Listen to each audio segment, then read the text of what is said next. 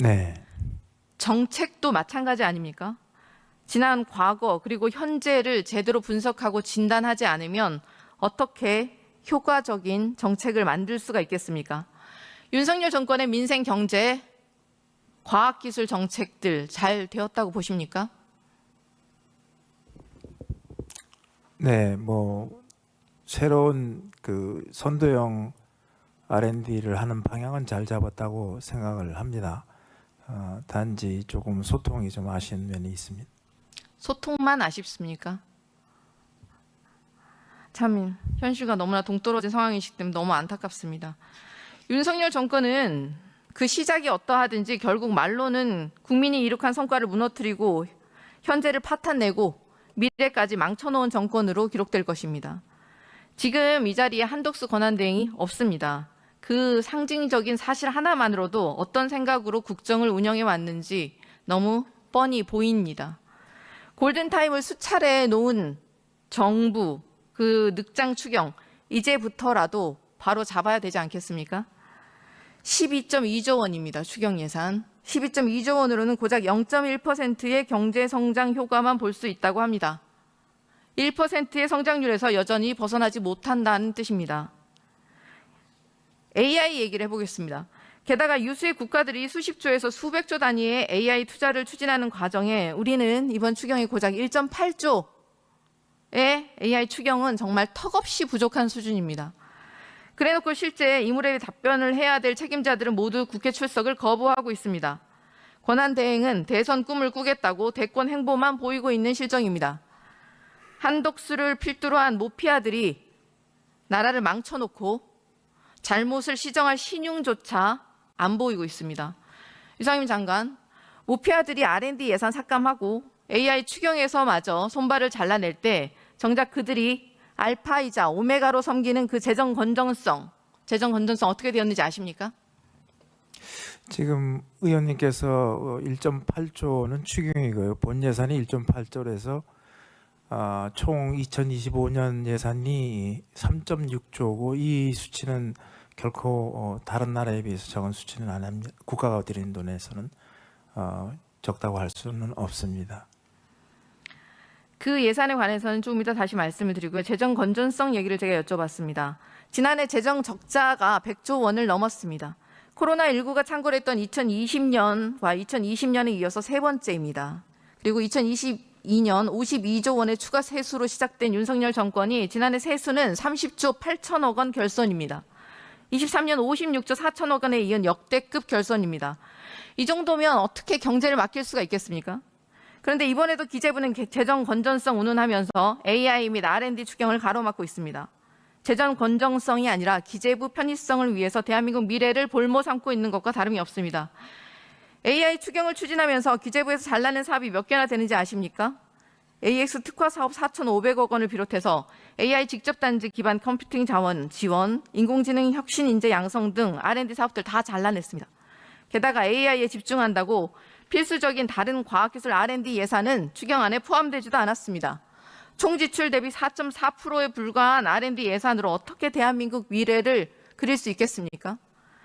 R&D 예산 총 지출의 5% 수준에 투입하겠다는 그 윤석열 정부의 국정과제, 그리고 R&D 예산 5% 이상 투입하겠다는 권선동 원내대표가 발표했던 국민의힘 대선 공약 다 지켜져야 되지 않겠습니까?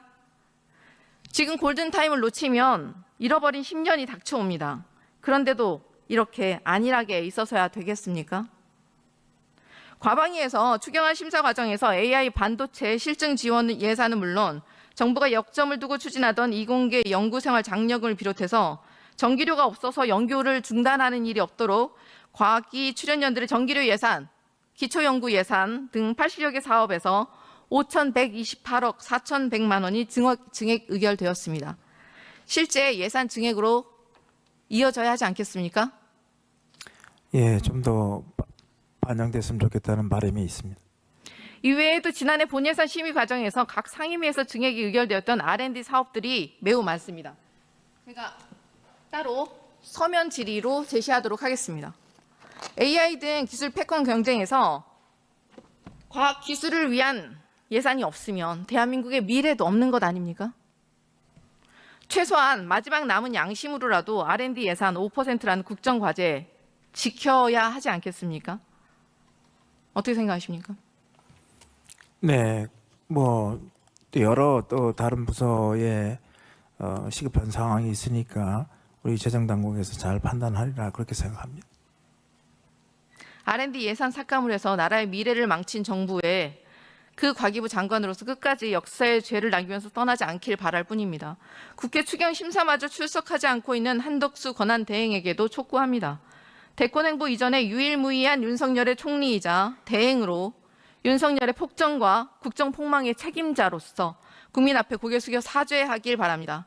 수차례나 민생경제, AI 추경의 골든타임을 놓치게 한 과오를 인정하고 12.2조 원의 찔끔 추경이 아닌 진짜 민생경제와 진짜 AI 추경에 나서라는 민주당의 요청을 수용하시기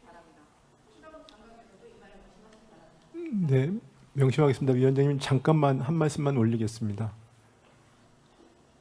네, 한 말씀만 올리겠습니다. 황정화 위원님 대하시는 네네. 거예요? 예, 하십시오. 예. 네, 뭐 많은 지적들 겸허히 제가 뭐 수용할 부분이 있습니다. 다만 윤석열 정부가 지금 중간에 마무리하는 과정에서 미완의 개혁이 되고, 그다음에 여러 가지 대외 여건들이 받쳐지지 못한 측면이 있어서, 그리고 그래서 경제나 민생이 어려움이 있기 때문에 제가 경제를 책임지는 사람으로서 무거운 책임감을 느끼기 때문에 지금 의원님께서 말씀하신 제가 토를 달지는 않겠습니다. 다만 아까 말씀드린 것은 국가 채무라고 하는 것은 저렇게 어떤 절대적인 숫자가 늘어나는 게 중요한 것이 아니고 GDP 대비 비율을 봐야 되는 것이고, 그게 국가 채무는 윤석열 정부 들어오는 GDP 대비 비율이 1%대로 아주 최대한 저희 관리하는 노력을 했습니다. 그거는 기획재정부나 윤석열 정부가 됐든 어느 정부가 됐든 재정당국의 공무원들이, 공직자들이 우리를 바라보기 위해서 재정을 그 지속 가능성을 쓰는 것이 아니고 오히려 국가와 국민들 그리고 우리의 미래를 위해서